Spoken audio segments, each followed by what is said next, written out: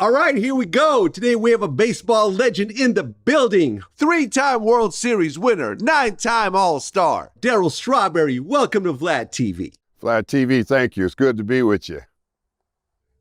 Long time fan of you, man. Thank you so much for joining us. Well, I appreciate it. I appreciate you guys having me on. So thank you for, being a long-time fan. I appreciate that too, my brother.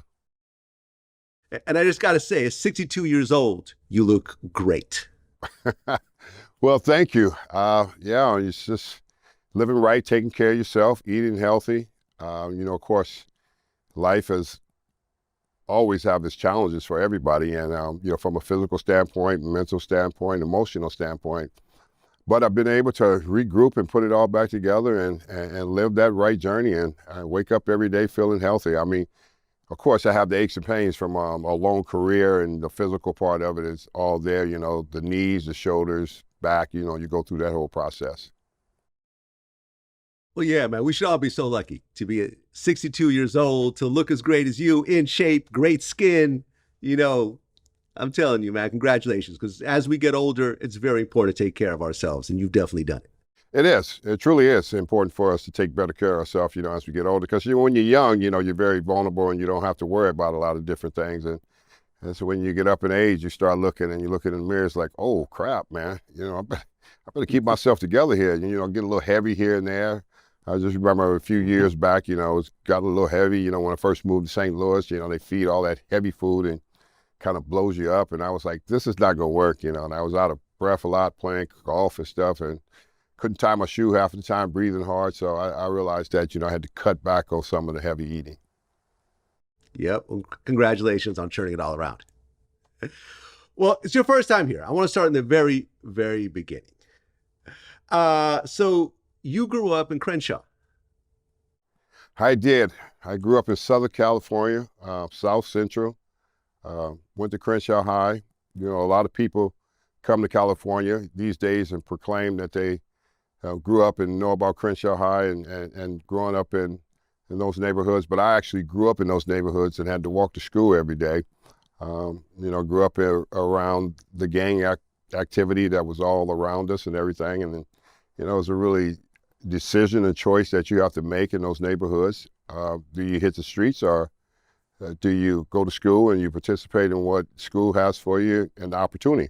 So I made a conscious decision, to go to school. I had a lot of friends that went the other way and went to the streets and gangs and everything. Most of them are probably not living today because of that choice. But I had the same choice, but I went to school and I wanted to play sports, and I got involved with a lot of sports in high school, baseball, football, and basketball. I tried a little bit of everything. And it just kept me solid, kept me in a solid foundation, and kept me in a direction that I needed to go in to stay focused if I really wanted to do something, if I really wanted to get out of the neighborhood.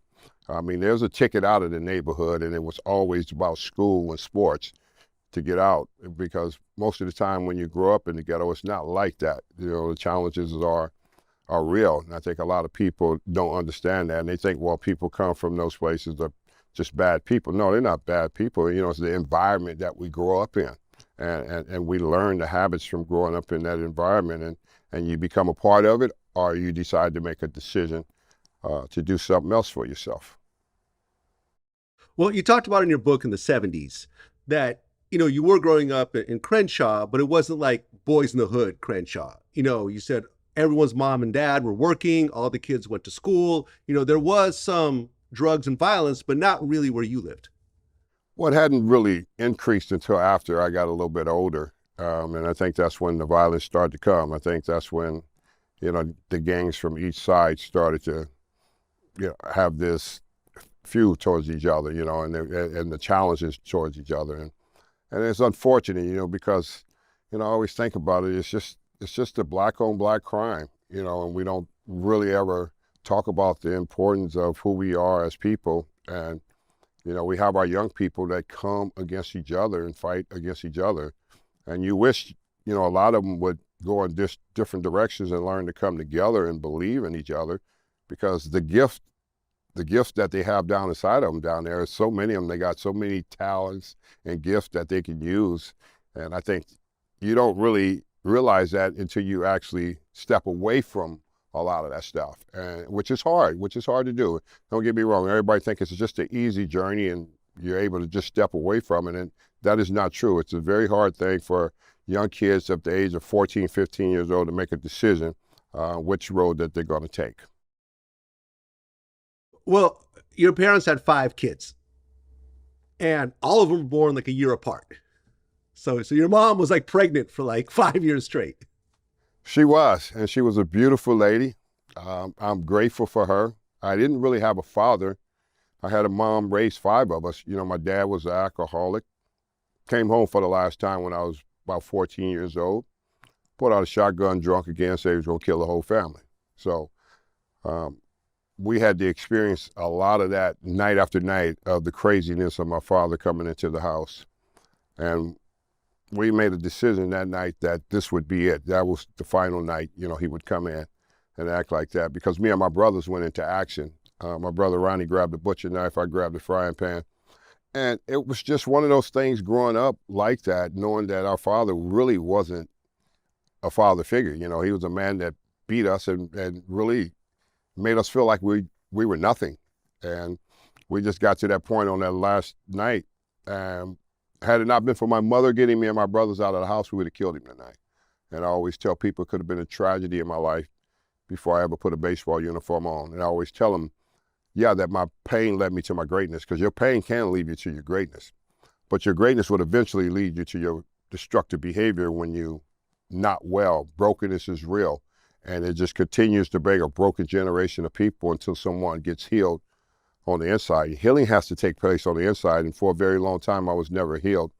I just experienced a life, you know, of being a young teenager growing up and feeling, you know, rejected and feeling empty on the inside, and really knowing that my mother was the queen of the Strawberry's family, that she raised 5 of us by herself.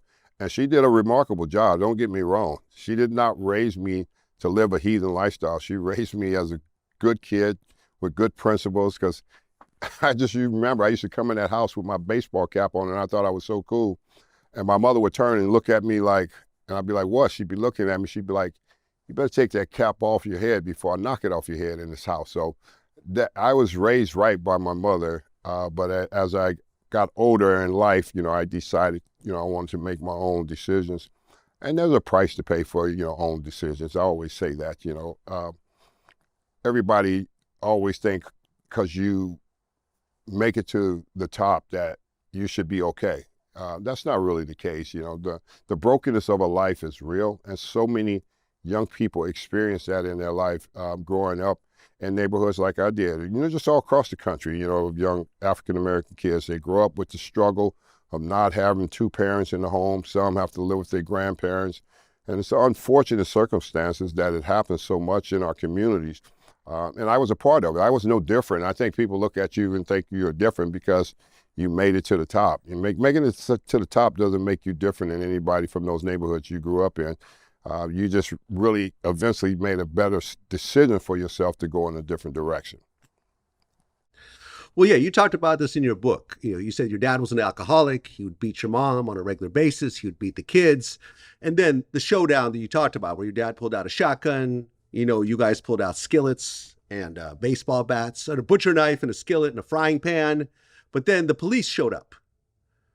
And the police basically told your dad he should go. And was that when he left and never came back? Well, that was kind of the end of it for my mother, because I think she realized one thing, that he had put her kids and her boys, I'm talking about me and my 2 brothers, in a really bad situation, you know, that could have ended very poorly.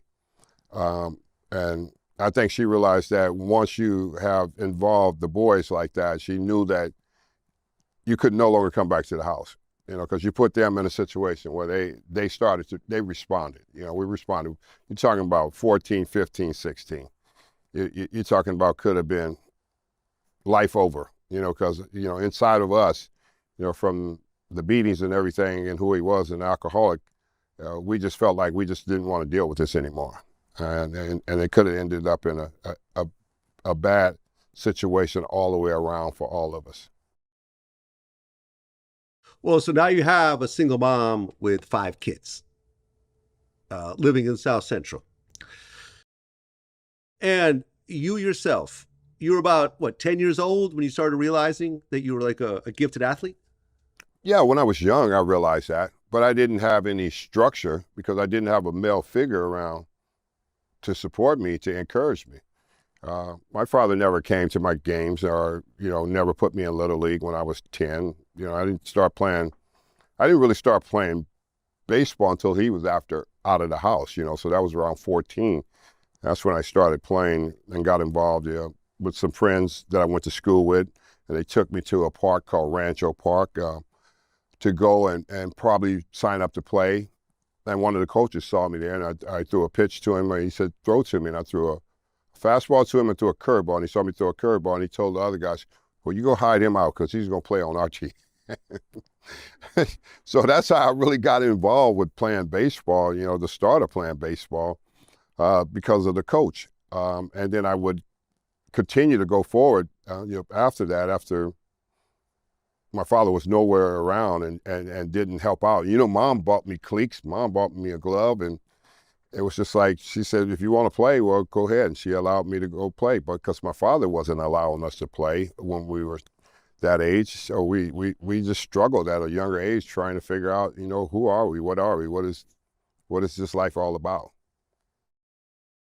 Right. And the kids used to call you Straw Dog early on because you were just dogging people out.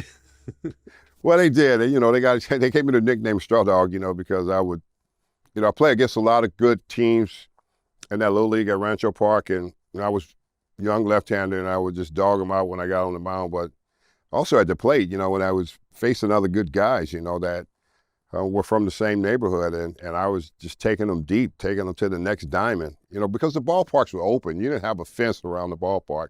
The ballparks were wide open. It was a wide open opportunity, so you could hit a home run, but you had to run like crazy around those bases to make sure you make it a home run. But they would play me in so much, and I would hit it so deep, they would have to run so far after the ball.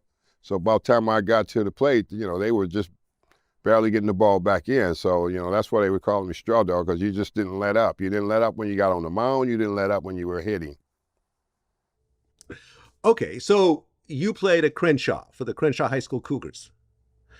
And a lot of guys from that high school were going pro, like straight out of high school.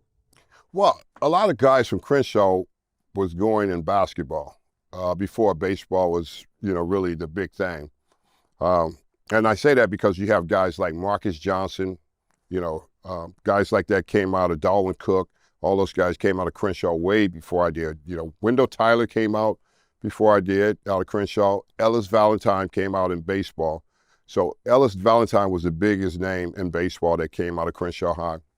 And it wasn't until 1979 when we had a really good team. I think it was a book written about the team, about the Crenshaw Cougar baseball team, the best team ever in high school, because we had 4 guys get drafted that year off our team. Our third baseman, Chris Brown, got drafted by the San Francisco Giants in the second round. Our left fielder got drafted by the Giants. And our first baseman was a twin. He got drafted by the Giants, and his brother was a center fielder. He got drafted by the Yankees. So 79, we played in the city championship at Dodger Stadium in my junior year at high school. We played against Granada Hills. We lost that championship game.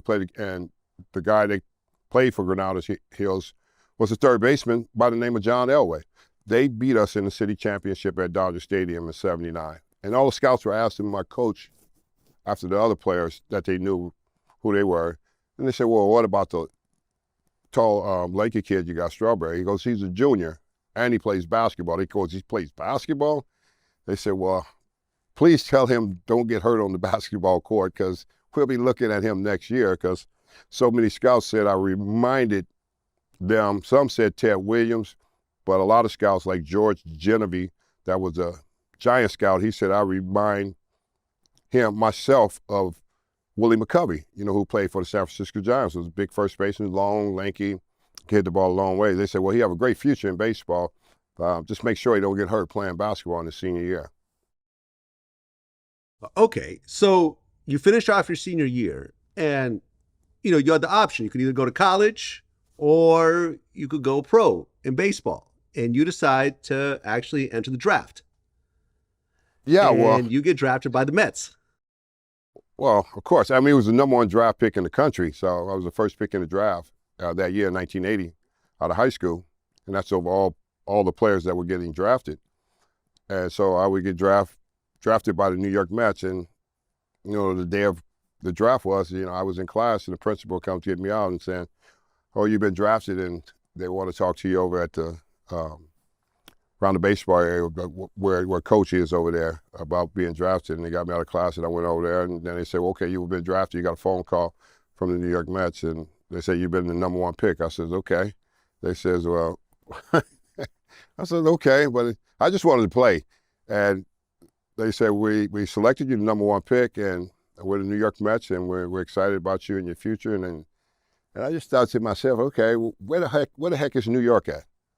I had never been out of California. I grew up in California watching the LA Dodgers and the Cincinnati Reds play. And most people don't understand, that's how I got involved in baseball, was because of the Dodgers and the Cincinnati Reds. That's when the Reds were the big red machine. And I saw the Reds, and they had all these great players, Tony Perez and Johnny Bench and Joe Morgan, and just so many guys, Concepcion, this guy and that guy. And then they had this one guy called Pete Rose. And, I saw Pete Rose play, and I saw his uniform, and I realized that's what a baseball player is supposed to look like. That's why I wanted to play baseball, because I became a big fan of Pete Rose. He was Charlie Hustle, and, he would dive into bases, and his uniform was always dirty, and he looked different than other players, and I thought, man, if I'm going to play baseball, I need to look like this guy, and I need my uniform to be dirty, because if your uniform was clean when you was playing growing up, that means you wasn't doing anything.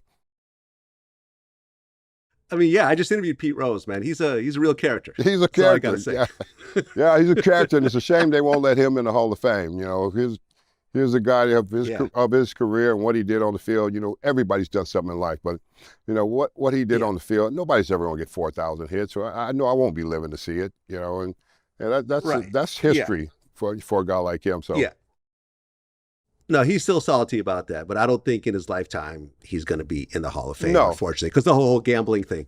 Yeah, not as long as he's living. Maybe after, he's gone. He might decide, make the decision to let him in. But he was a great player. I just tell you, he didn't have the talent of a lot of other great players, but he had more hustle than any player I ever seen play the game of baseball, and that's what really intrigued me to play baseball, because of his hustle, the way he hustled, way he walked. When he took a walk, he didn't walk; he sprinted down to first base. And you just love that. I mean, I was like, this guy is the real deal. Well, explain it to me. So you're the #1 overall draft pick for the Mets, but after they draft you, they send you to the minors. Yes, they sent me to the minors. They sent me from Crenshaw High, all black community school, to Lynchburg, Virginia. Well, no, not Lynchburg, Virginia. Let me go wrong. I'm going to get ahead of that. Kingsport, Tennessee. That was my first stop in my rookie year. Kingsport, Tennessee, in the middle of nowhere. I was culture shocked, from coming from Crenshaw High and where we came from. And of course, we played other schools. They were white schools and everything that we played against, like Palisades High and Venice High, Westchester. But our school was African-American school, and we had a white coach. And so I really never was exposed to going anywhere like I was until I went to Kingsport, Tennessee. And I just thought to myself, oh my God, Mom. I called my mom every night and just cried about coming home. And she's like, no, this is the decision you made, because I had a choice to go to Oklahoma State to play basketball and baseball, but I was the #1 pick. So I signed with the Mets, and I ended up in Kingsport, Tennessee to kick off my career. Okay. So you start off in the minors, and then in '83 at age 21, that's when you actually go into the majors. Yeah, that's when I actually get to the major leagues. After 81, 81 year, I was in Lynchburg, Virginia. And I came close to quitting after that year. And the organization said, give it another year, because I thought I might have made a wrong decision. And I gave it another year, and I went to Jackson, Mississippi in the Texas League. and I hit 34 home runs and stole 45 bases, and that's when I realized I became a ball player.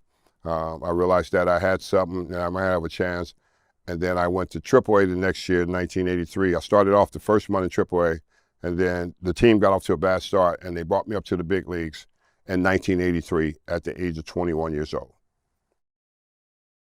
Right. And you had a hell of a year. Like you said, 26 home runs, 7 triples, 74 runs batted in, 257 average, and you became the National League's Rookie of the Year.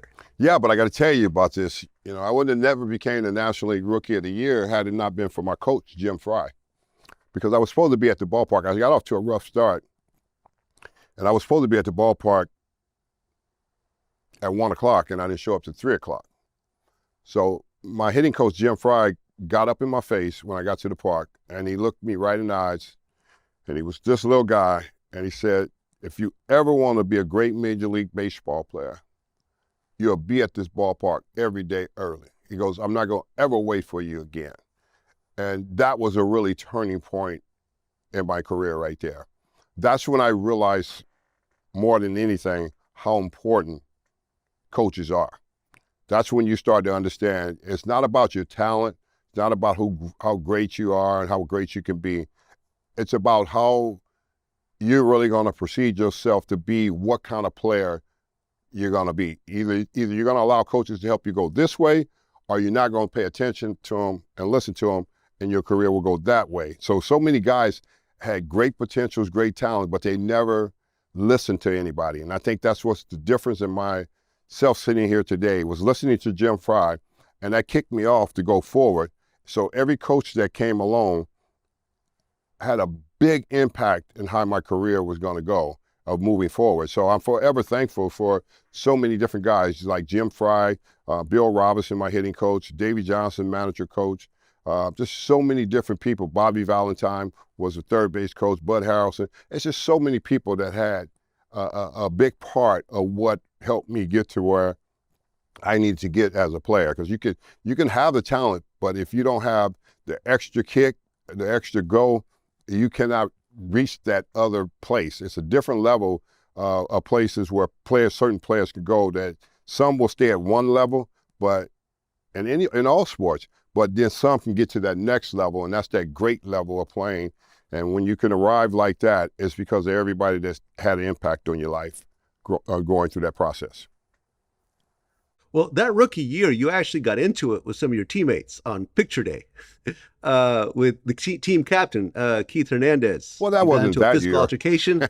That was was that the next year? I think that was later in my career. You know, picture day with Keith Hernandez. You know, I think it was in the middle of me negotiating my contract, talking about my contract in 1989, I believe, at picture day. One of those years,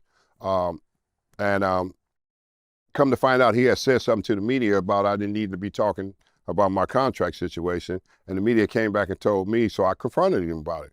I said, it's none of your business. I told him, it's none of your business, about my contract. I said, I never got into your business about your contract negotiation. And he was talking about, well, I didn't need to be focused on negotiating a contract or anything, because I had one more year left, and after the year, if I wasn't going to sign, I was going to become a free agent.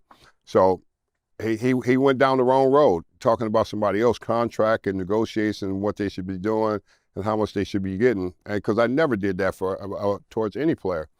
That's his business. He's got to feed his family. So, and he kept mopping off at picture day. So I just rushed him, and I was like, dude, you have no idea where I'm from. I'm from the streets. And, I might have this baseball uniform on, but I'm a street guy. I grew up in the streets and everything. And when somebody's got something to say, look, we're used to throwing these up, putting these up and getting down. And so, I rushed him in picture day, and all the guys knew I was about to do it, the teammates and stuff. So they ran and beelined me to cut me off, so I wouldn't really get to him. But, we made up after that because we teammates. It's going to always be some in-house stuff going on.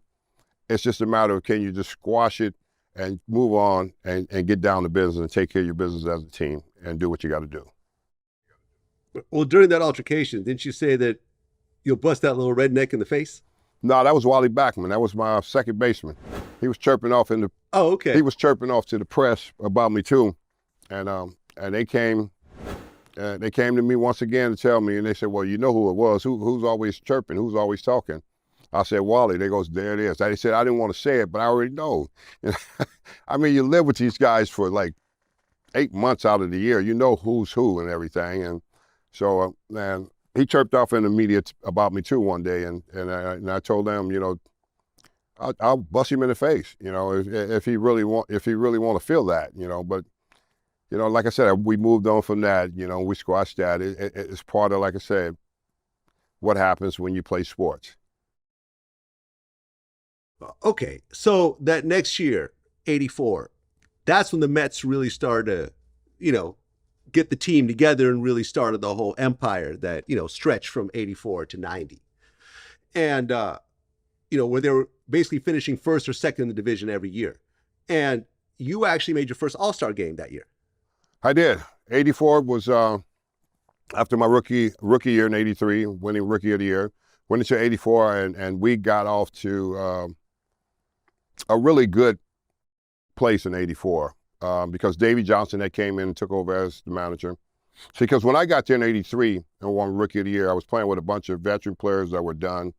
Seaver was there, a bunch of other old veteran players that were done, and they didn't really care about winning. It was a business to them. And I didn't understand that at the time. And we was not the Mets, we were the Mutts, you know, because we were just getting whooped all the time, and we're in last place and nobody cared. And we only had a few young guys like myself, Hubie Brooks, and Mookie Wilson. But 84 was really a good year because Davey Johnson came in and took over as manager. And then we had this young phenom pitcher of the name by Doc Gooden, you know, who came up right behind me. And he was 19 years old when he came up in 84. And he would go on to win Rookie of the Year. We went back-to-back Rookie of the Years. So now we're headed in the right direction for the organization. They're moving in a place where we got young players, we got some blended veteran players coming in. Now we're starting to make some noise. And 84, we made some noise.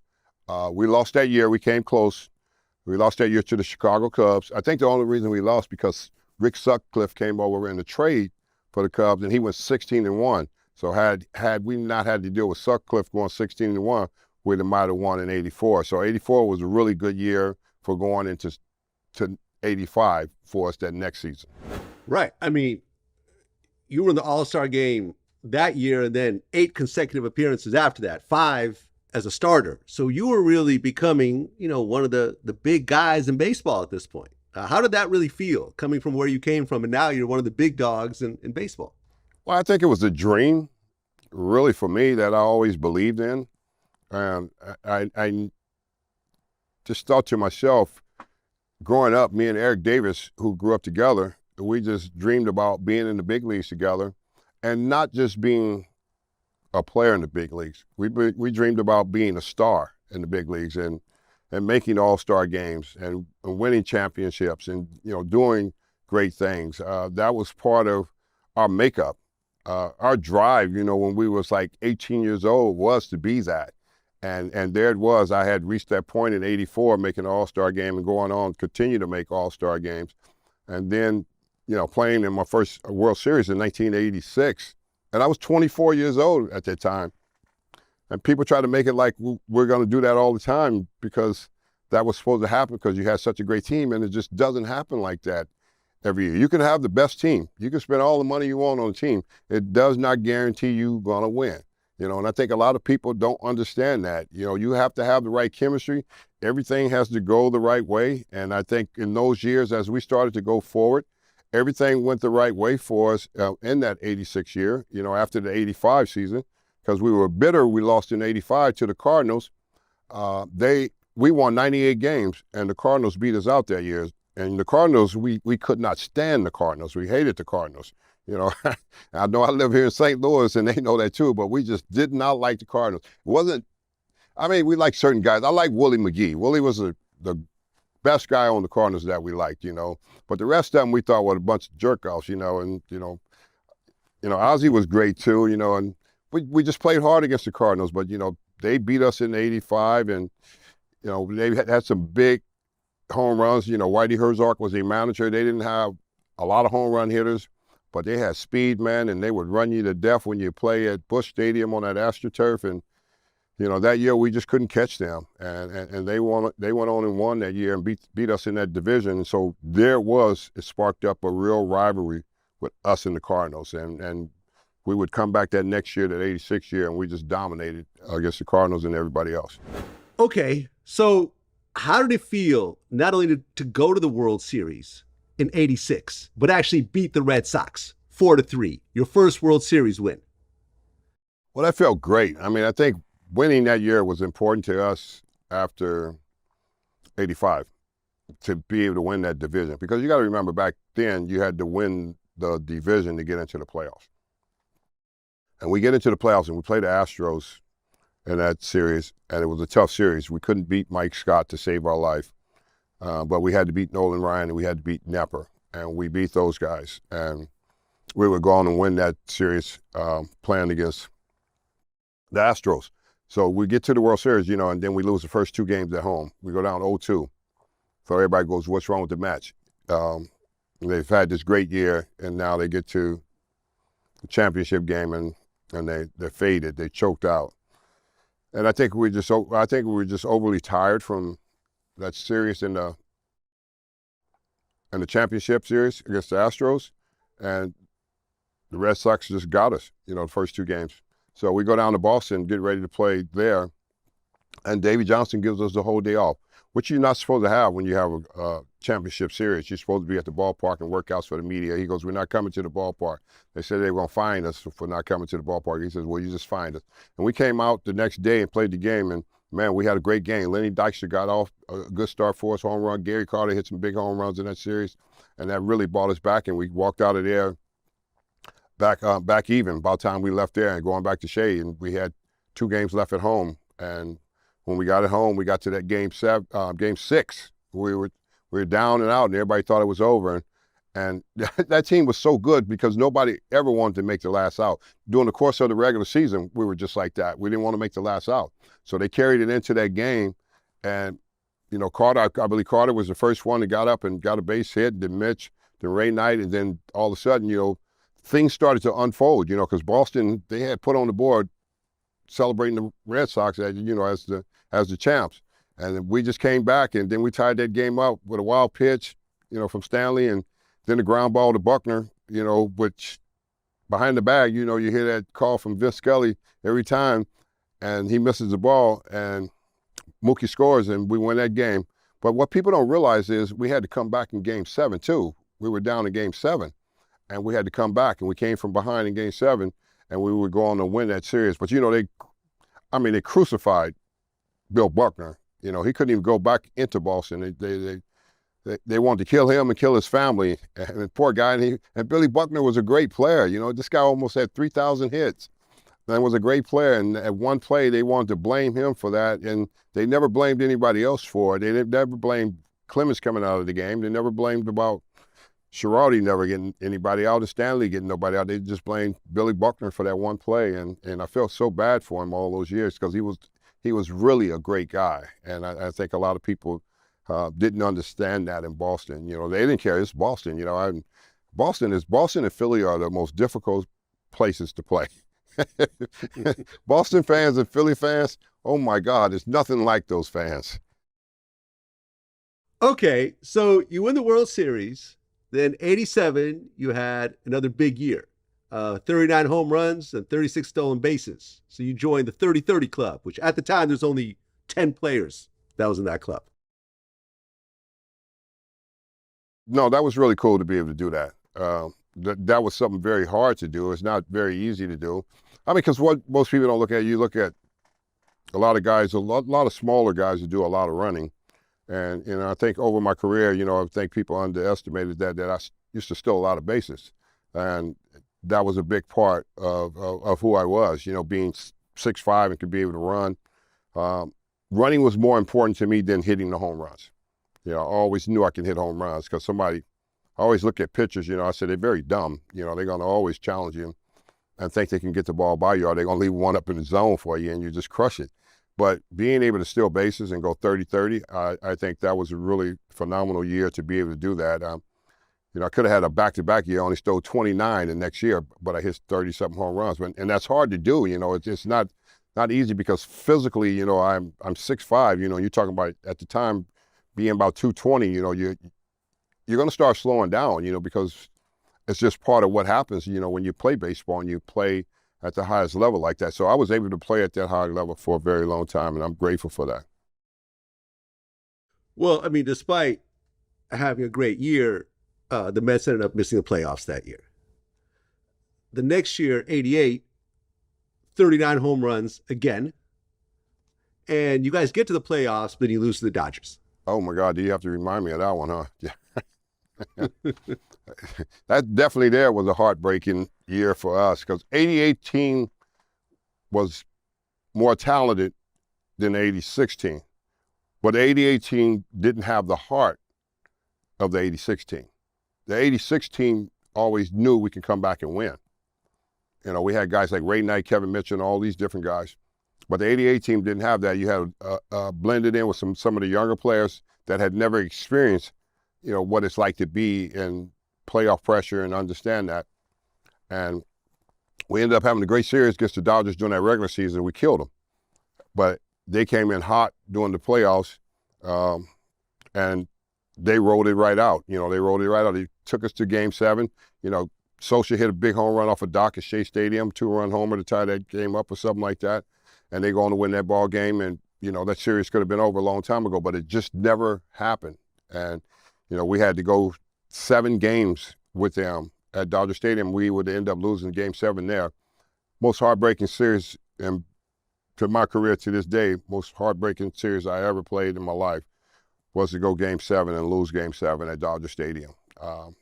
Growing up in California, it was so hard for me, to be able to accept that. And sometimes to this day, I still don't accept it. The only reason I accept it, I can tell you the only reason I accept it is because they went on and they swept the Oakland A's and in that championship series, and that really made it a lot easier for me to accept. But the Dodgers really, that year, it was their year to win it all, and they did. And I could only see Lasorda how he was. Yeah, I remember his little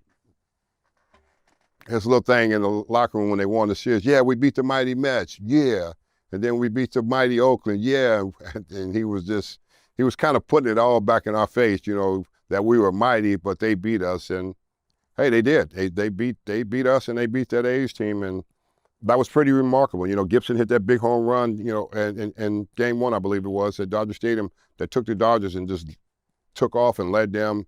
That grand slam he hit off of Eckersley, just took them, and they just kept running, and it was their year. So they got it. Well, 1989 rolls around. Now, I believe 4 years earlier, you had gotten married. You had 2 kids. And you end up having a one-night stand with a woman named Lisa Clayton. And then a few months later, you get hit with a paternity suit. Now, why did she hit you with a paternity suit as opposed to just reaching out privately, knowing that you were married and say, hey, I got a kid, let's just work this out behind the scenes as opposed to going public with it?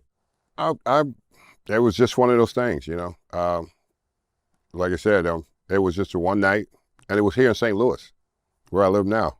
So, and it happened, one night, late getting in, and she's been around the ballpark many times, trying to flag me down. Never paid her no attention, Come to the ballpark, she have a shirt on with number 18 on the back, Strawberry, and, just one night, it just happened, and I'd never seen her again after that. And next thing I know, it was like she was pregnant and she had a kid.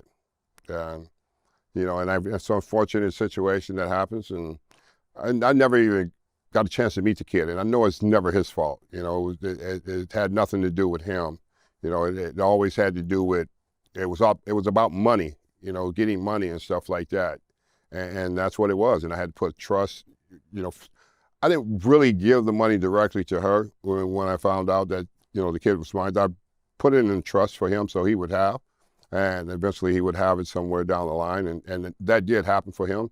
So I'm glad that gift was for him. It was unfortunate that, it was all all built up from her and attorneys on the other side just to get money out of me in some kind of way. And it's one of those things, you're young and you never think they're going to happen. And it does happen. It's a real reality. It's heartbreaking. It crushed my first marriage. It made my first marriage in limbo and destroyed that, going through that. And, I always tell people, I know now today, but I didn't know at the time, you can pick your sins, but you cannot pick your consequences.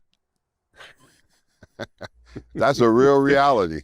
That's a great statement. You can pick your sins, but you can't pick your consequences. You cannot pick them because they're going to come somewhere. And everybody thinks they're getting away with it, but you eventually don't. They end up catching up with you. And that was part of me picking my sins, and the consequences come. So you have to pay a price for it. So to this day, you've never met your son? I've never met him. No, to this day. Really? Yeah. Why not just reach out and just, I hey, did. Listen, I know I was wrong all this time, but now I'm trying to do right. I tried a couple of times, when I reached out to him before, I tried a couple of times. I think I talked to a couple of his family members, aunties or something like that. And they gave me his number. I tried to reach out and he didn't respond. So I didn't want to put any pressure on him to make it like he needed to respond to me, because that wouldn't be right. So, but I'm still here, and I still believe one day it will happen.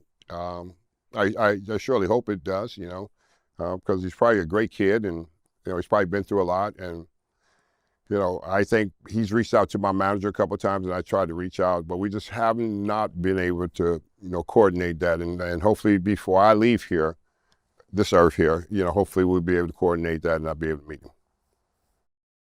Well, what's his name? His name is Michael. Well, Michael, if you're watching this, hit us up at VladTV. We'll connect you, man. I understand there might be some bad feelings along the way, but this is your dad, and half of your DNA comes from him.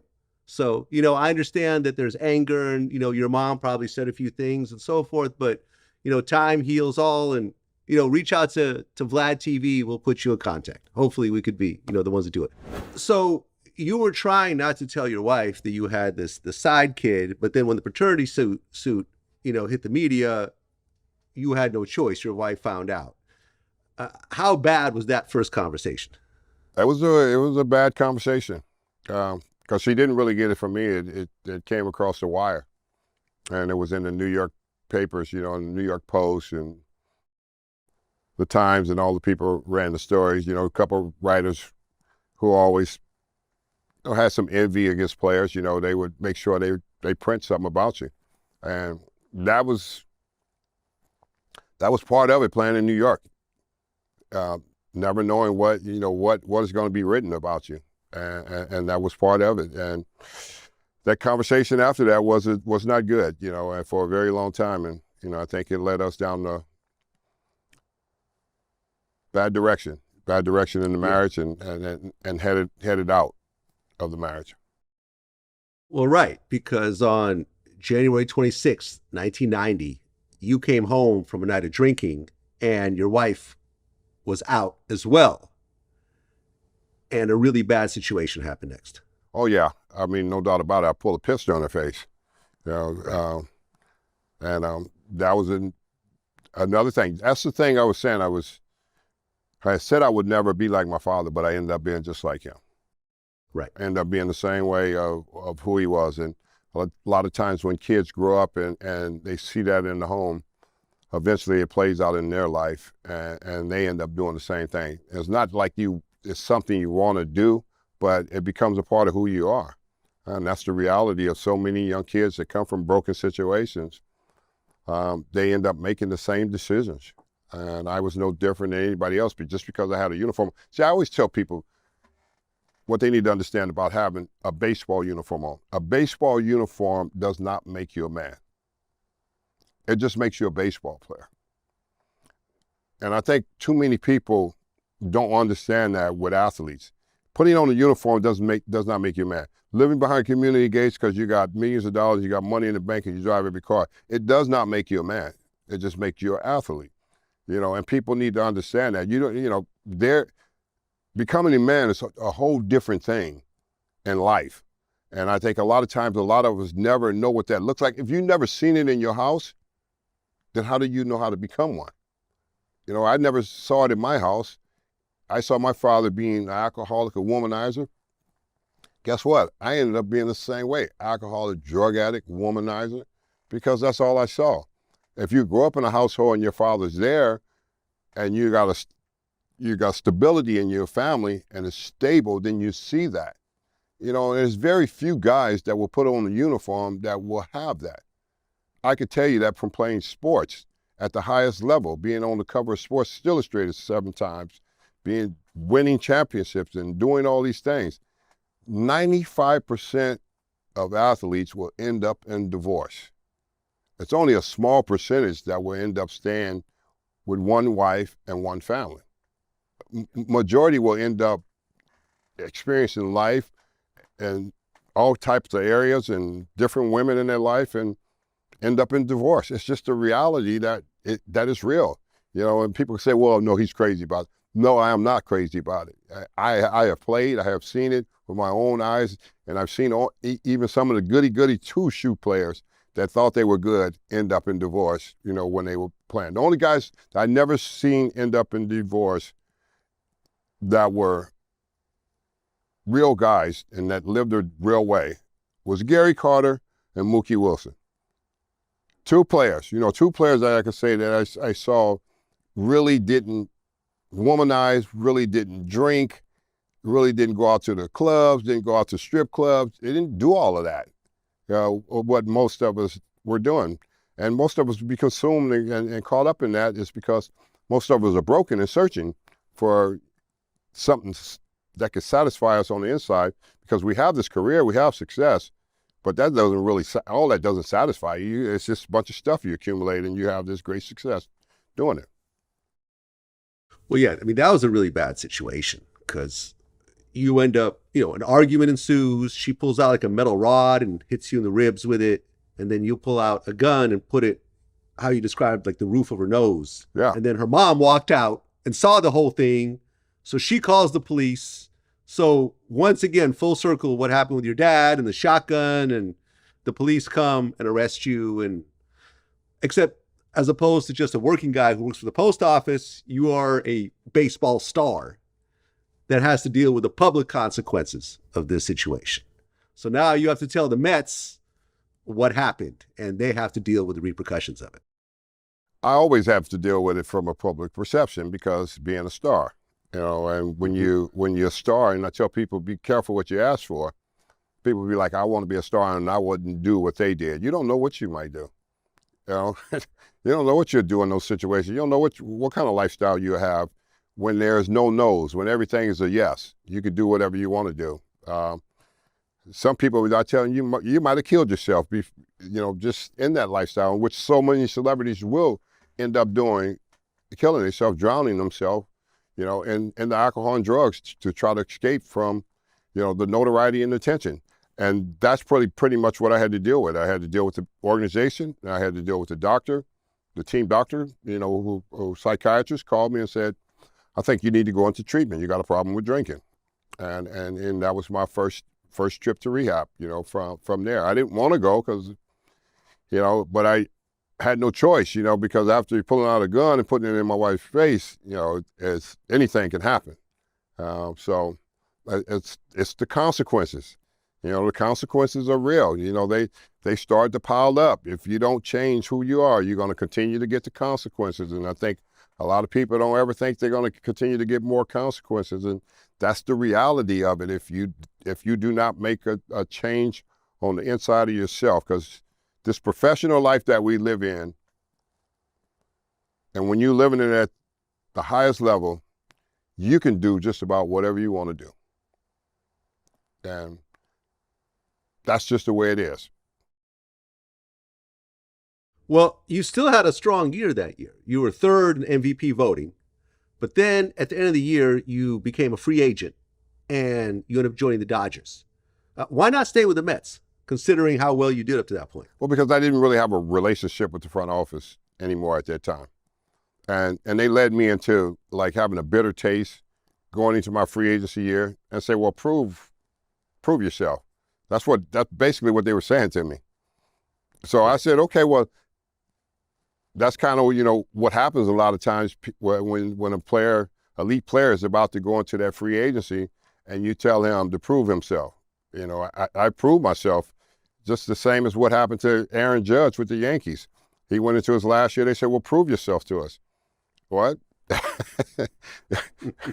There you go. You're in a situation where you have to you put it in the player's hand to show me that you're still at the top of your game. And I did that year, 1990. Went out with a bang, and I said goodbye. I went on moving and left New York. I never thought I would leave New York, but I did. Well, right, because when you signed with the Dodgers, you had a 5-year, $22.25 million contract, which at the time was huge. I mean, these days, that's not considered huge. But at that time, because baseball has gotten gigantic these days. But at the time, that was a major, major deal. And, that next year in 91, I mean, you had a strong year. I mean, in fact, you actually hit 280 lifetime homers by age 29, and people were comparing you to Hank Aaron and so forth. Well, what happened was, that year was, I signed with the Dodgers, and it was my first season, and I really never missed a lot of games, in my career.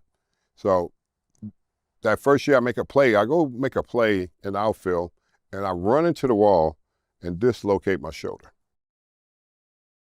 The next day they had the wall padded up. I was like, well, you're a day too late. Because Dodger Stadium had never had padding on the wall until I ran into the wall that day and dislocated my shoulder. So they had to put the padding on the wall. But it was too late. I had already messed my shoulder up, and I was out. People don't realize I missed that first half of the season. I didn't play because I had a bad shoulder. I mean, dislocated shoulder. You can't play. It was my throwing shoulder, that I dislocated and everything. So I could not play for a length of time and everything. And when I did come back, I came back with just a fire in me. And in the second half of that season, I just completely tore it up. I took it out on every pitcher that I was facing that second half of that season. Well, by that next year, though, 92, things took kind of a downward spiral. Yes. And you had problems with alcohol, but then drugs started to play at this point. And you actually talked about in the book how you started doing crack around that time? Not that, well, I got introduced to it in L.A., Hollywood, the scenery of parties and stuff like that. You get introduced to all the drugs and stuff, and I end up in all the wrong places. Let me just say this, LA was home for me, and it was never anything personal about, playing for the Dodgers or anything like that. People don't understand, when a player and a person comes in his own background. I know every back street of LA. So I start hitting all the wrong streets and all the wrong places, and getting around all the wrong people. And, life is really about people, places, and things, especially when you live in California. California life is different.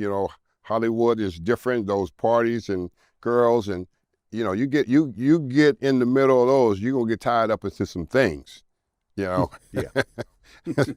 I live in LA, man. I can relate. You know what I'm talking about. I know what you're talking about. That was home for me. Like I said, I knew every back road, and I knew where not to go and what not to do. But I started going into places like these different places up in the Hollywood Hills and stuff like that, and kind of meeting around the wrong group of people instead of staying in my lane, in which I always said I would never get entangled with celebrity lifestyles, because that's a lot of confusion. Two celebrities bumping heads, and there's a lot of egos, and there's a lot of stuff goes on, and then you get bumped into the life or the parties, the girls, the drugs, the scene, and man, once you're in it, you're in it. You can't get out of it. Yeah, and that kind of set off a chain of events because, that next year you were finalizing your divorce, so you had to write these big checks, and at that point you started having health problems because at one point you were playing against the Phillies and you couldn't get up. You were having back problems. So your future in baseball was uncertain. The divorce was finalized and you had to actually cut all these huge checks. There was the depression of knowing that just like your dad, you're not going to be home, growing up with your kids. And, I'm sure it kind of created a bit of a cycle between the drugs, the alcohol, the depression, the inability to play and so forth. It did, you know, and I think what happened is it's the womanizing more than anything that gets you in all of this trouble. Because you ain't just out there chasing the drugs, you're chasing the women and the drugs. You know, they run hand in hand, you know, and run together. And when you run together with that, eventually it's gonna catch up to you. You know, and you talk about, I came around Philly on a wet night and I scored, and all of a sudden I went back to the dugout, I couldn't get up. You know, my back went out. Come to find out, I had a slipped disc, you know, but that's what starts to happen. You know, the wear and tear on the body, you know, starts to happen when you get close to 30, because you played for so long. It's a lot of wear and tear. You know, the doctor said you're gonna have all type of injuries start to flare up. You know, knee injuries, ankles and shoulders, back, and all that, and then the life that you're out there running starts to pile up on you too. The women started to pile up, you know, the drugs and the women, you know, sleeping around, never getting rest. Now your body's starting to go this way, you know, and now you're in need of something. You're in need of some kind of pickup. So now you get involved with the amphetamines. You know, I started taking amphetamines to play every night. You know, people goes, well, what does amphetamines do for you? They make your eyes this big and make the ball this big coming into the plate, you know, when you're playing. People don't know it's been around baseball forever, and I wasn't the only one. You know, many players have taken amphetamines because it made us very successful. But what starts to happen with the amphetamines is they start to not work as well as they did from the beginning, because now you need more. Now all of a sudden, I'm instead of taking 4, I'm taking 4 at BP, and I'm taking another 4, you know, as the game get ready to kick in. So, you know, there you are. Now you up all night, you wired all night, you up, now you got to come down, I got to drink milk, you know, I got to do this, I got to do that, and it just keeps you going. It keeps you going out at night, and you're drinking, and you're mixing everything together, and then kaboom, you know, it just all comes crashing down. It comes crashing down on you physically, mentally, emotionally. Well, after you retired, you actually said that you had a sex addiction to the point where you would have sex between innings. That was just a couple of times in different ballparks, you know. How do you pull that off between innings? Yeah, you're not batting. You know, that was only in Chicago. You know, you're not batting. Okay. You know, you just have a girl in the stash somewhere, like you know. There was somewhere. Listen. We were talking about playing in the 80s, it was 80s, 90s. It was different. Girls are everywhere. You know, girls were just open to all kind of things. That's why, you know, as a player of today, you got to be extremely careful, you know, because if something happens, you could lose your career because of, you know, internet and social media, and they have all those different outlets. We didn't have all those outlets. So it was really easy to do some things that we were doing. You know, baseball players and athletes in period, you know, we have an animal style in us, you know. It's nothing like really personal that we take against anybody, but you know, I just think girls are beautiful, and you know, when I was playing back in those days, and those opportunities were just always there, you know, and sometimes you was in a different ballpark and there was an opportunity there, you make a split decision. But I need to get back on the field. Okay. We only got 5 minutes, so let's make it work. Okay. Well, around that time, you and Doc Gooden, you would be sent to all types of events where you would sign autographs, take pictures, everything else like that, and you would get paid $10,000 here, $15,000 there. And you had a team of accountants and lawyers and so forth that was supposed to handle everything. And then out of nowhere, the IRS showed up and said that you owe $300,000 because a lot of these appearances you actually weren't declaring them and paying taxes on them. And you talked about in your book, which was crazy to me, is you guys were making so much money that you would ride home, you and Doc Gooden would just throw $100 bills out the window just to do it. We did. We were giving it to kids in those neighborhoods. I mean, because we were making so much money, you know, cash, you know, doing appearances, 15,000, 12,000 cash, and nobody was ever talking about it. Everybody was doing it at that time, and what happened was they got a window at the IRS, and they got my statements and other player statements, and they called me and they said, well, you're the ringleader. I said, I'm not the ringleader. I said, I'm just one of the guys we're getting cash like everybody else was. Well, they said, well, why don't you tell us about everybody? Tell us about Eric Davis. Tell us about Hope Canseco, Ricky Henderson. I said, I don't know nothing about them. I know I got 12,000 cash. They said, well, if you don't rat on everybody else, you're going to take the fall. I said, well, I'm just going to have to take the fall because I'm not ratting on nobody. You're not getting anything out of me. So they indicted me, and I took the fall. I was not going to be a rat, I could tell you that. Like most players went in there singing a song to the IRS, well, it's Darryl Strawberry, he's the star, you know, and I come in, and they tell me, well, this guy said this guy said that. And they said, what do you have to say about it? I said, I had nothing to say. And they said, well, you will be indicted. I said, well, I just have to be indicted because I'm not saying anything about anybody, because I said, I don't know anything about anybody's business, and I don't care about them. I'm going to tell you what I did, and then if you want to indict me on that, then so be it. And that's what happened. They ended up indicting me on that.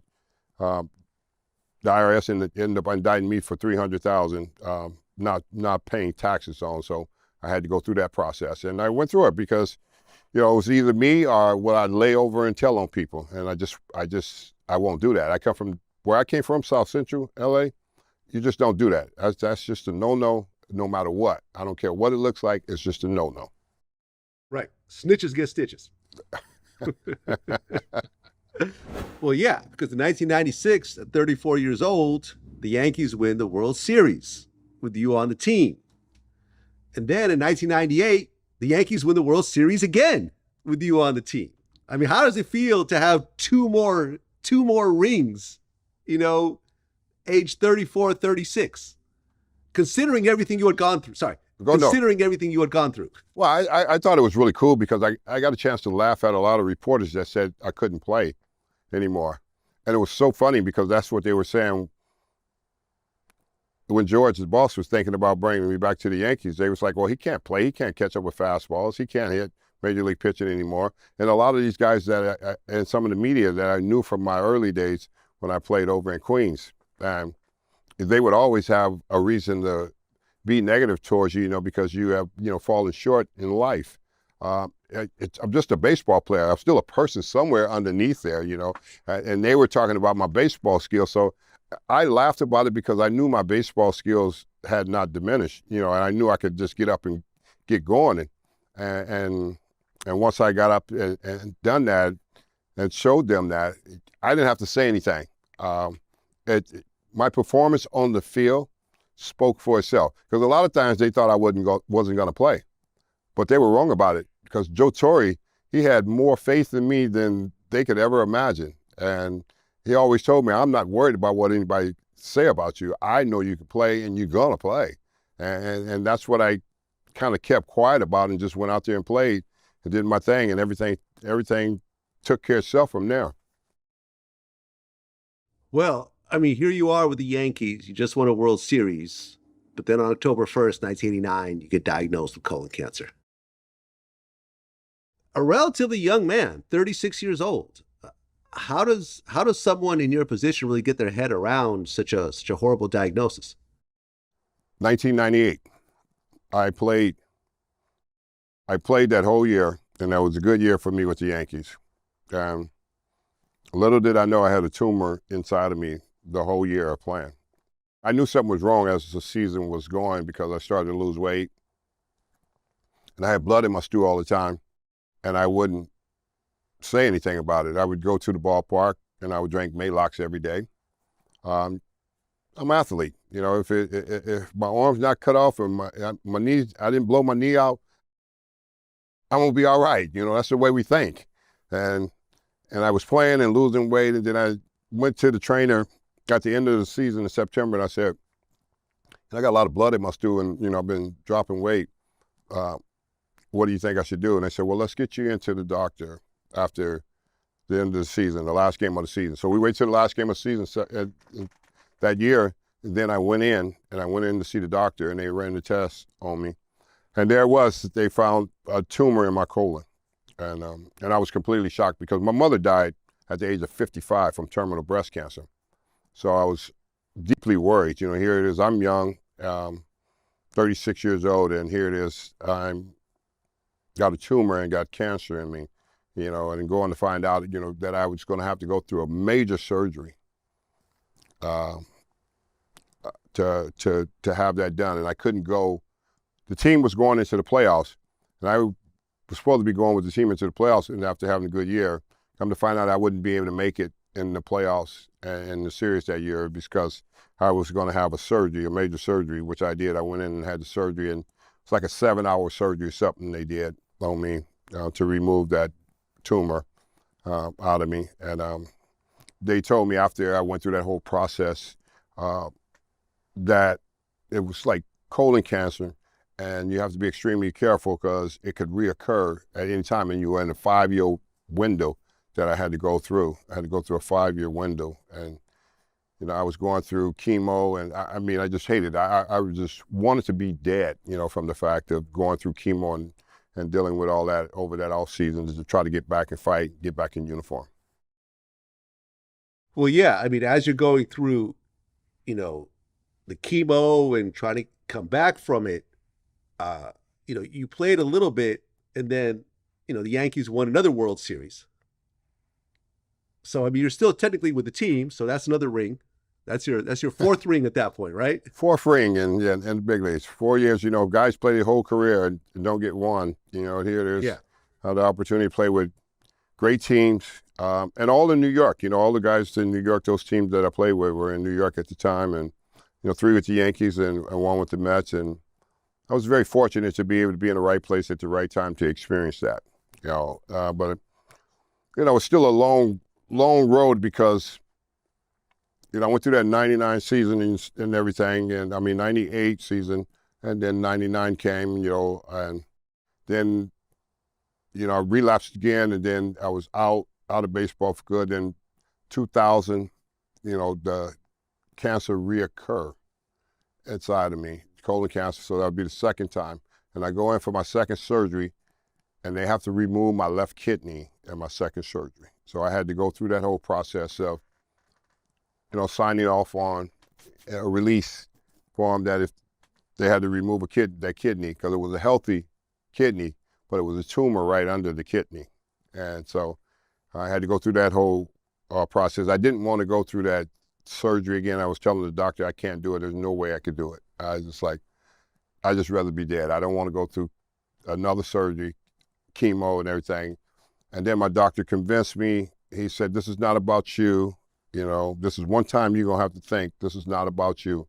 He says, you got young kids that deserve a chance. He says, you can live with one kidney, but you got young kids that deserve a chance to have their father live and be here. And, he really drilled that home to me. So I had to go through that process again. And it was the most challenging time, the most difficult time of my life that I went through, having that second surgery, because I wasn't well after I got out of, got off from the second surgery and one kidney operating. And there it was, they prescribed me with Percocets, and I started taking those, and I got addicted to those and couldn't get off of those, and that was another hard, challenging moment of my life, facing that and just going through so many different things, violating probation. So I would end up from there, kept going to treatment and violating treatment and probation. And I just remember standing in front of the judge, Judge Foster. And because after violating probation, she had me in front of her, and I was sick and I wouldn't take chemo. And she said, well, what do you think I should do with you? I said, I don't care what you do. I'd just rather die. I'm not taking chemo no more, none of that. And she said, well, you're just going to go back over there in the county jail and you're going to sit. And she sat me over there for like 2 months without even hearing from her. And she got sick and came off the bench. Then another judge came in, and I came back in front of him with my attorney. And my attorney said, well, what do you want to do? After violating treatment and getting kicked out of there. He says, well, what do you want to do? I said, I want to go to prison. And he says, really? I said, yeah. I said, I don't want no more paper. I don't want to do no more probation. And I said, how much time I'm going to do on the 18-month sentence? He says, 12 months. I said, I'll take the 12 months, send me to prison. And there it was. I made a decision to go to prison and be locked up. And so I didn't want to do any more. I didn't want to be on DOC anymore. I didn't want them having control of me, because they were just like, the system is really so wicked, the way they treat people. And, they don't, because the Judge Foster looked at me as like, he's not a menace to society. He has a drug problem. He's not a criminal. The state trying to tell him he's a criminal, he's this, and she goes, he's not a criminal. Where's the crime at? He hasn't done a crime. He has a drug problem. He's a very sick man. He needs help. And I ended up, going to do the 12 months, and that was it. Well, yeah, because around that time, that's when everything kind of seemed to crumble for you. Because in April 3rd, 99, you got arrested in Tampa for soliciting an undercover female cop. They found a little bit of cocaine on you, so you got suspended for 140 days from Major League Baseball. And you're supposed to come back to the Yankees in 2000, but then you tested positive for cocaine during spring training.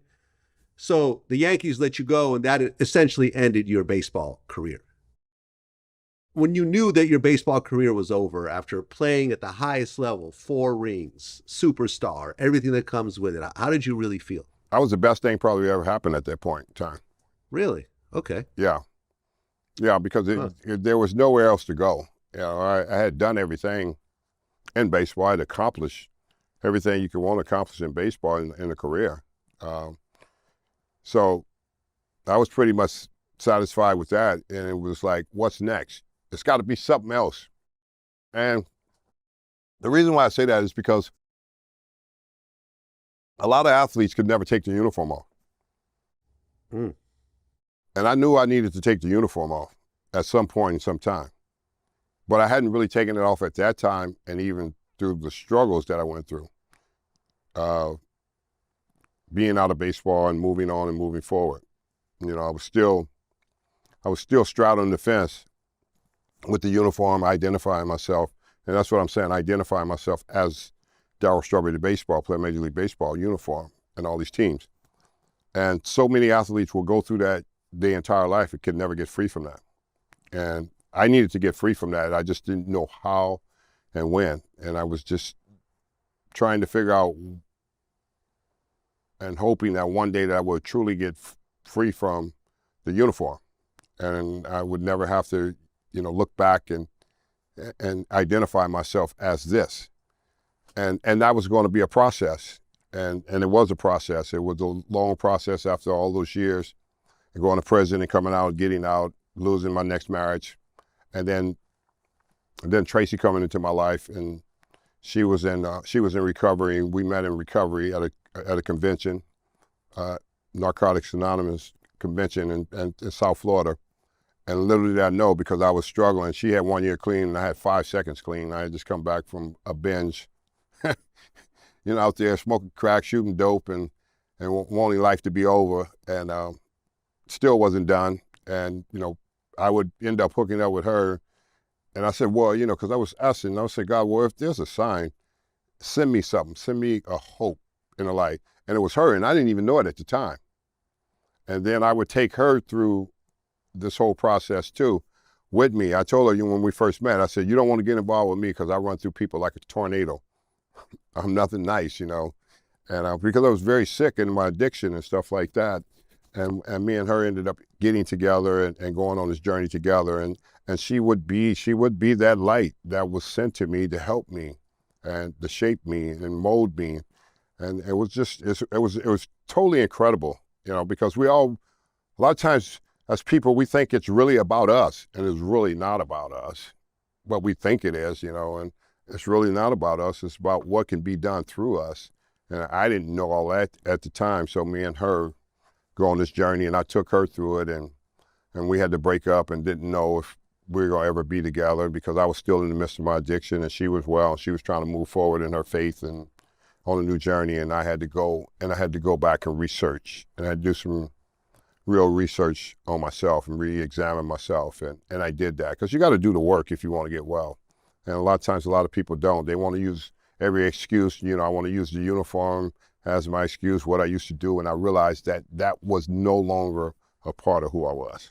Well, yeah, I remember when I interviewed Mike Tyson, he said something that still rings in my head to this day. He said, it takes a woman to make you feel like a man.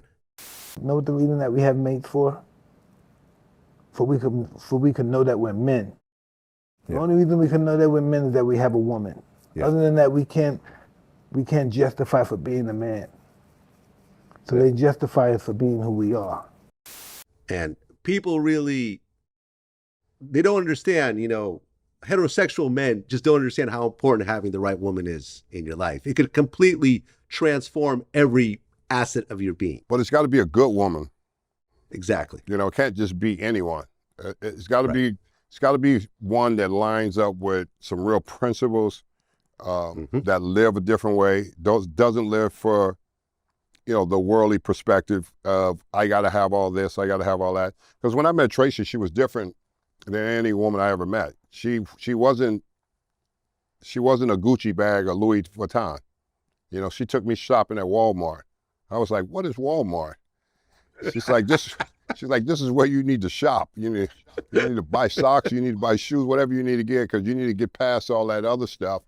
And that was really eye-opening to me. That really hit me, because now I realize that she wasn't a woman that was tagged to things, being I was like, well, why are you so different? She goes, well, I'm born in the Midwest, and this is just the way we live in the Midwest.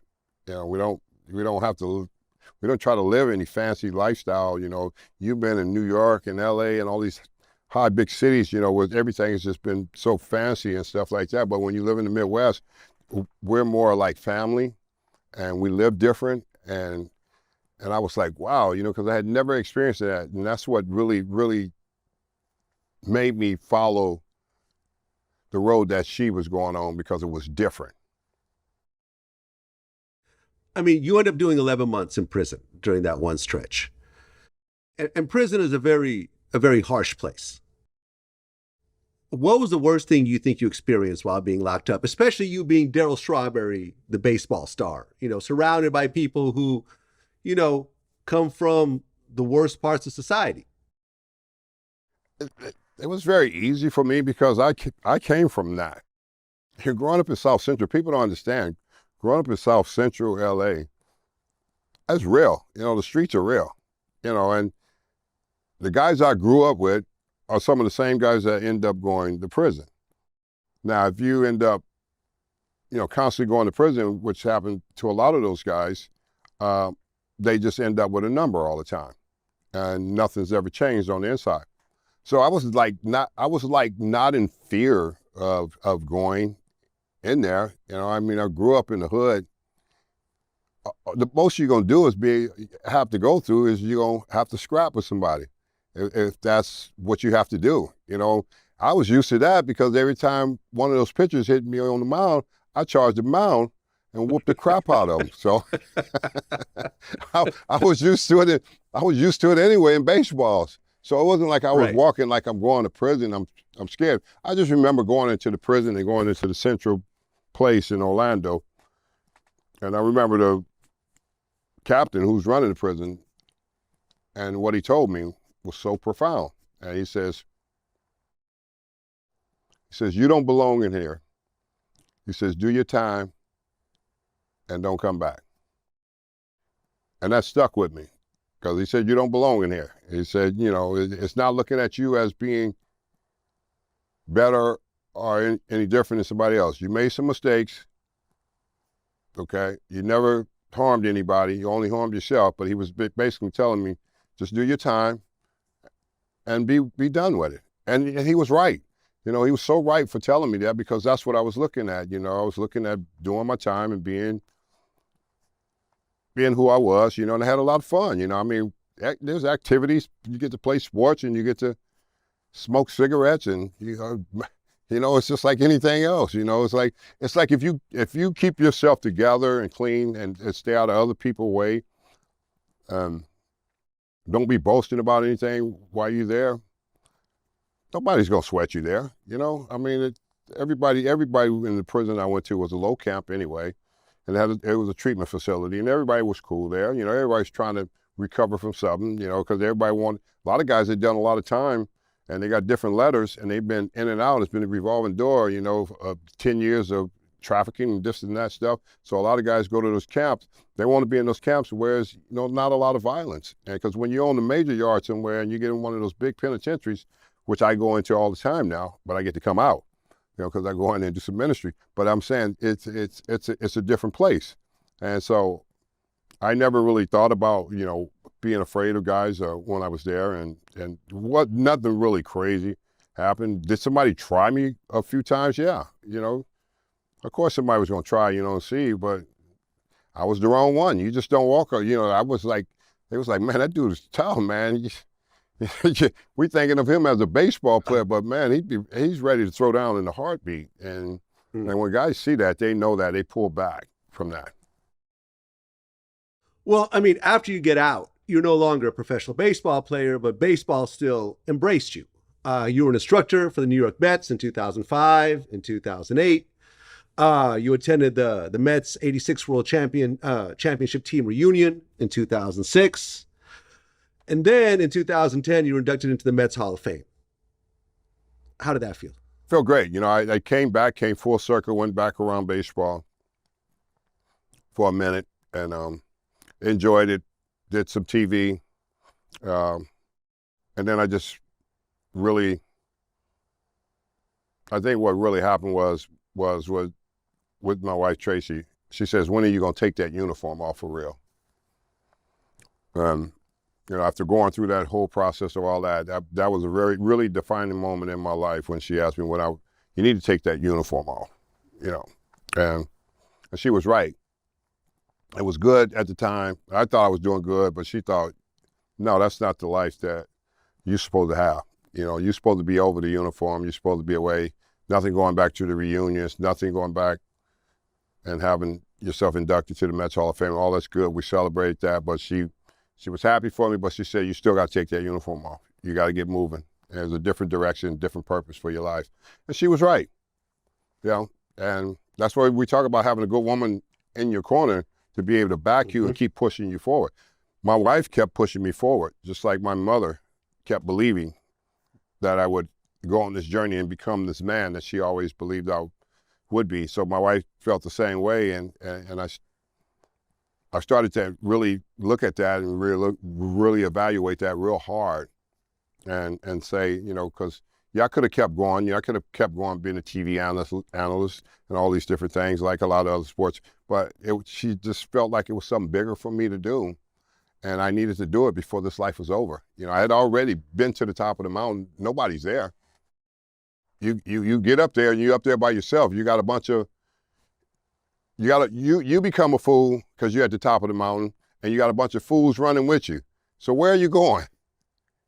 Because this is all it is with people that run with people who have had success because they have never had that like them. But as you notice for yourself, when you get up there, there's really nothing else up here.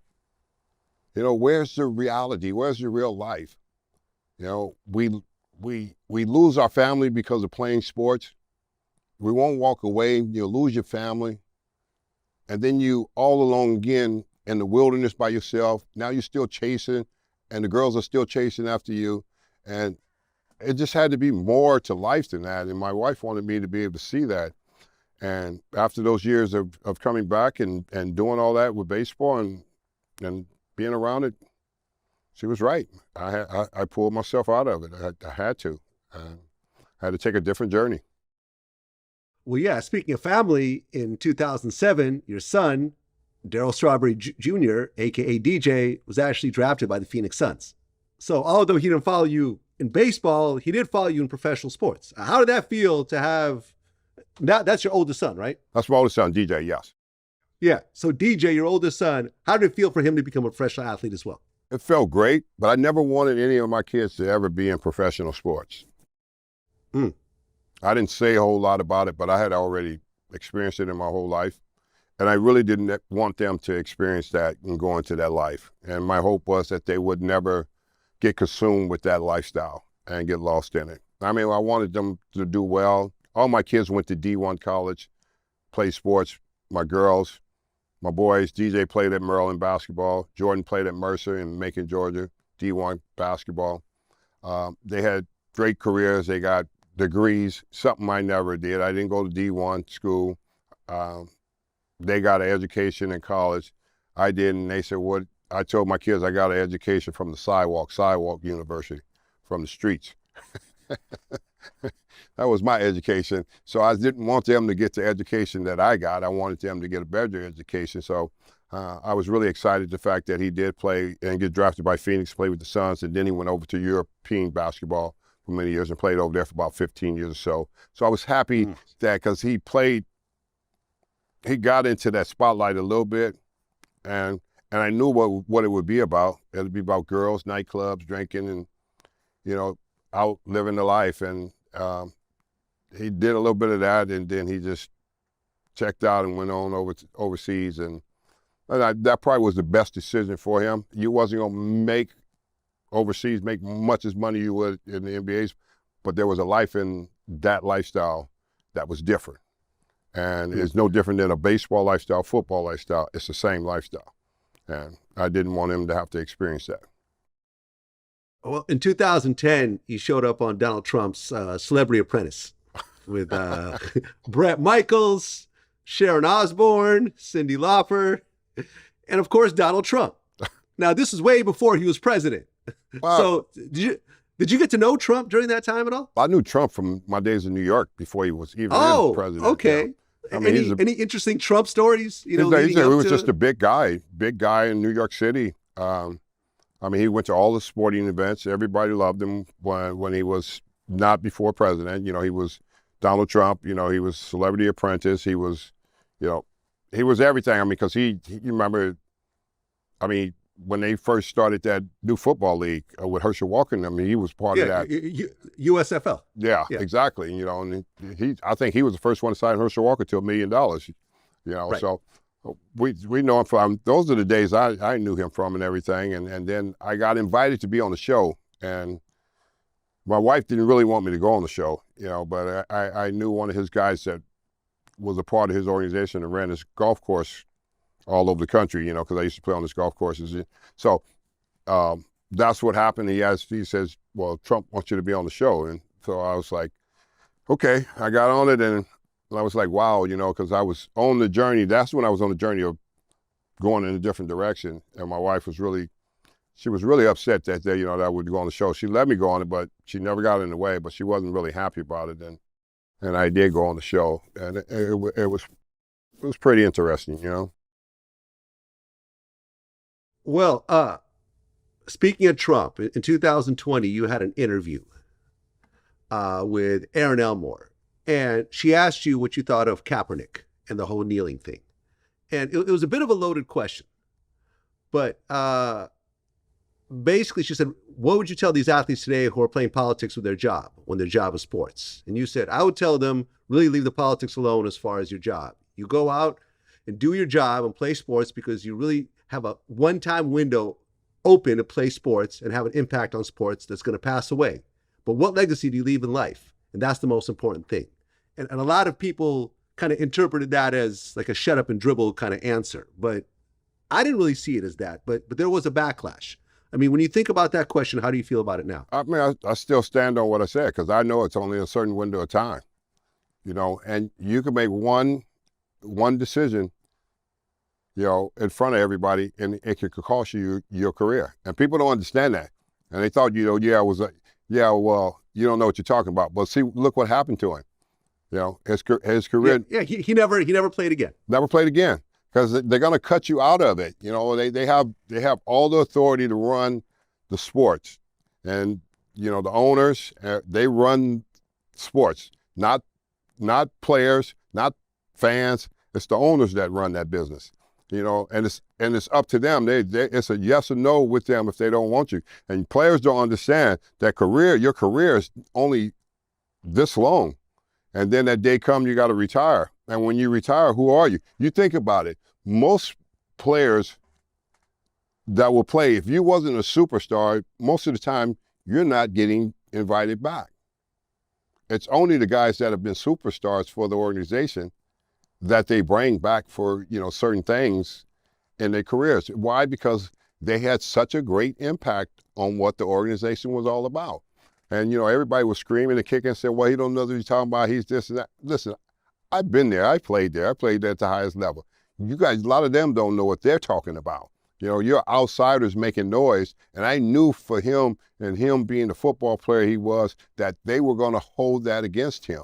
And I knew the fact that he would probably never get a job again, you know, because of the fact everybody's saying, well, he was just a quarterback. He wasn't what like Mahomes or, you know, Lamar Jackson, these guys that are standing today, you know, that have a voice and a platform where they could say something and nobody can hold it against them. You can't hold that against a guy like LeBron James because he has created his own platform of his great success for who he is. But if you're just a player and you haven't made it up to that level and you do something like that, they're gonna run you right out of here. So I tried to say that in a way that people would see it, but they didn't want to see it that way. They thought I didn't really know what I was talking about. But at the end of the day, what happened?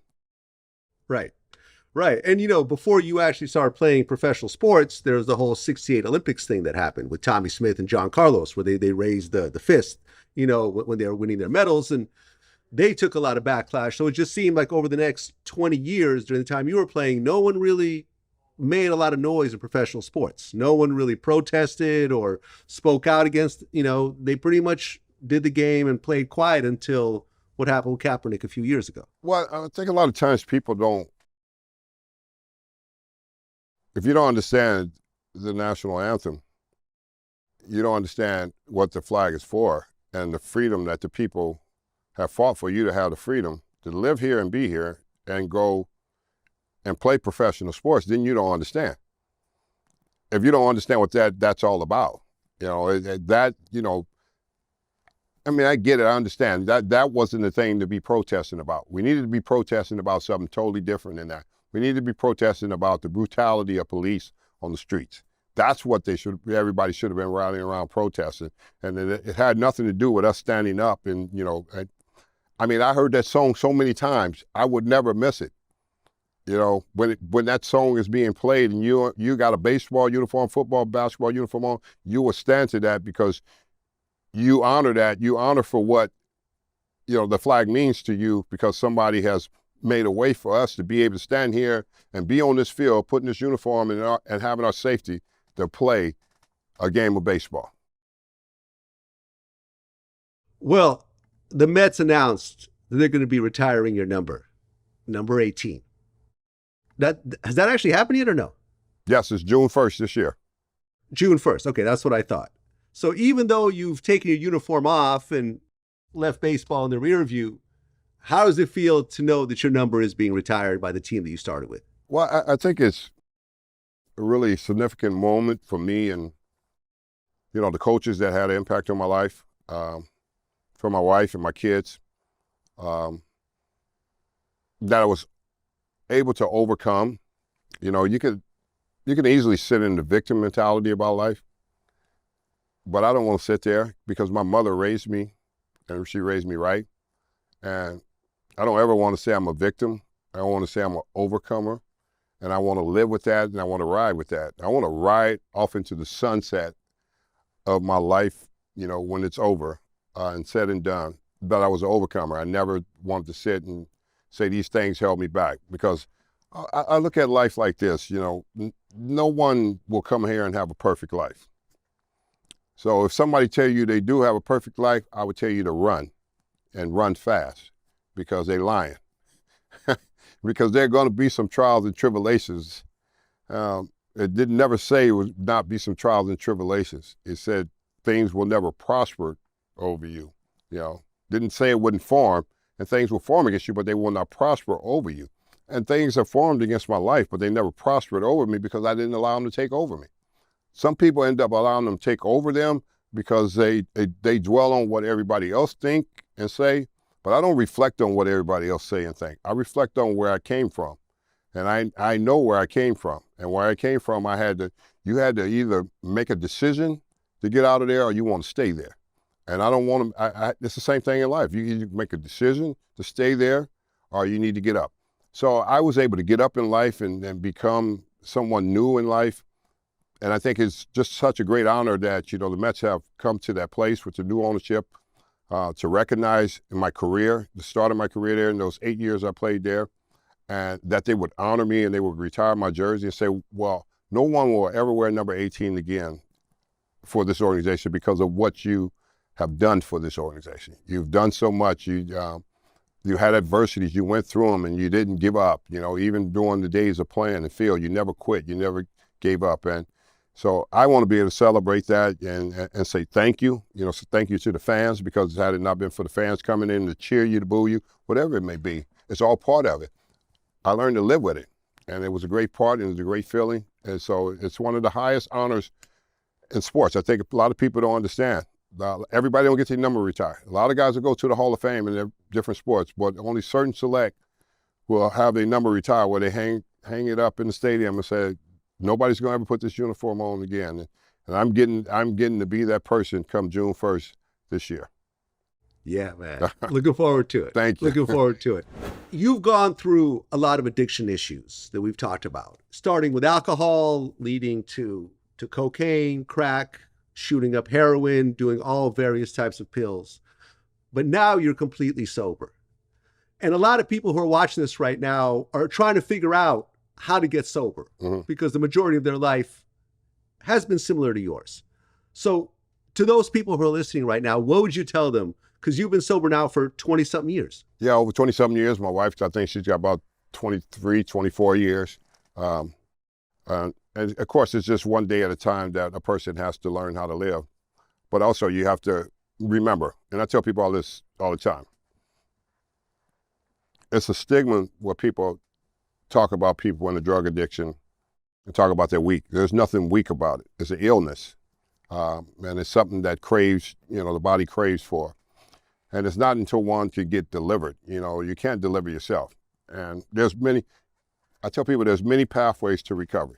A lot of people go to, AA, NA programs, stuff like that, and treatment and all that, well and good for people. And they need that. But there's only one way to freedom. And you got to get free inside of yourself. You got to get spiritually unbound. And that's what had to happen to me. I was spiritually bound by the addiction. It had a stronghold on my life. And it wasn't until I came into my relationship with Christ and got free on the inside. Because the problem lies on the inside with us. The brokenness on the inside of us that never gets healed. And we try to heal it from ourselves. We try to heal it with money. We try to heal it with buying more stuff, clothes and everything else. And that doesn't work. All that do is put a patch on it like you put a Band-Aid on it. And it's not until you actually go in and have the real surgery on the inside of you where that brokenness lies on the inside of a person, and you allow yourself to be healed on the inside from that.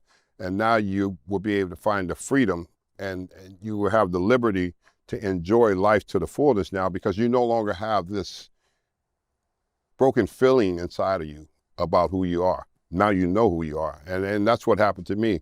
I had a complete transformation over my life, and I've been in faith for a long time, and standing and doing a lot of great things to help a lot of people, and I want to continue to do that till the end of my life. And I credit my mother. I say God's got a great sense of humor. He used two women to straighten me out: my mother praying for me, and my wife pulling me out of dope houses and leading me back into my faith to get me well. Well, Darryl Strawberry, man, the kind of honesty that you've shown throughout this interview is very rare. And I've interviewed thousands of people. A lot of people that I interview always try to paint themselves in the best possible light. They don't show all the bruises and dirt and everything else that they went through. But you've really embraced not only your victories, but also your losses along the way. And like you said, every person that you know or you don't know has been through a similar journey in their own way. But not everyone is honest enough to actually talk about it and admit it to themselves. And I think as you live in denial and think that you're perfect and whatever issues you have is not really a big deal, you continue to bring pain not only to yourself, but all the people around you. So I really, not only do I appreciate the triumphs and the World Series and the playoffs and, the All-Star games and everything else like that, but to talk about all the downfalls and how you managed to actually turn yourself around, and to know that for a third of your life, you've been completely sober. I think that's very, very inspirational. And I think that really shows a lot of people that you could make a lot of bad decisions for decades and you could turn it around at any point, which is something that you've done.